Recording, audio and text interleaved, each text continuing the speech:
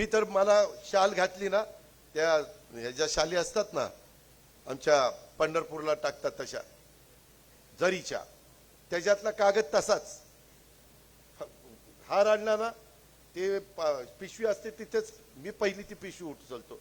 मी आता उचलायला सुरुवात केल्यावरती लाज गाजत नाही, दादा राहू द्या, दादा राहू द्या.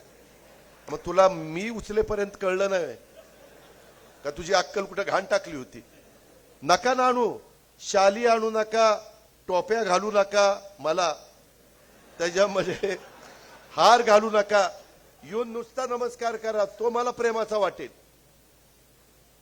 पण भला मोठा हार, जेवढा मोठा हार तेवढी भीती वाटते. आयला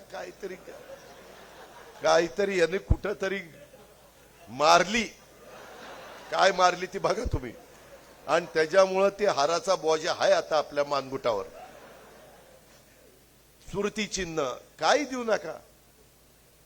कर्मधर्म संयोगाने, आई बापाच्या कृपेने, चुलत्याच्या कृपेने बरंच चांगलं चाललंय आमचं. काही देऊ नका, फक्त प्रेम द्या. माझा नमस्कार घ्या, तुमचा नमस्कार करा, पायाही पडू नका. मी जाहीरपणे सांगतो, आजचे पुढारी पाया पडण्याच्या लायकीचे नाही. ज्याच्या पाया पडतात त्याची हिस्ट्री आठवा. अरे म्हणाल मी कुणाच्या पाया पडलो, कुणाच्या पाया पडलो. आई बापाच्या पाया पडा ना, गुरूंच्या पाया पडा. तुम्हाला जो गुरु म्हणून शिकवतो त्याच्या पाया पडा ना. पूर्वी यशवंतराव चव्हाण, वसंतदादा, वसंतराव नाईक मोठी माणसं होती, आबाळा एवढी मोठी माणसं होती. त्यांच्या पुढे नतमस्तक होऊ ना. छत्रपती शिवाजी महाराज आहेत, संभाजी महाराज आहेत, राजमाता जिजाऊ आहेत, बाबासाहेब आंबेडकर आहेत, महात्मा फुले आहेत, मौलाना आझाद अण्णाभाऊ साठे आहेत. महान युगपुरुष होऊन गेले.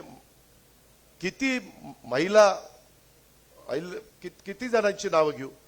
पण ह्याच्यामध्ये जे फार म्हणजे वाईट वाटून घेऊ नका युवकांनो. मी तुम्हाला हे तरुणांच्या करताय बरं का, तुम्ही तुमच्या हा की तुम्ही त्या संदर्भामध्ये उगीच पाया पडत, मग त्याच्यात लाचारी पत्करल्यासारखं वाटतं. का पाया पडायचं?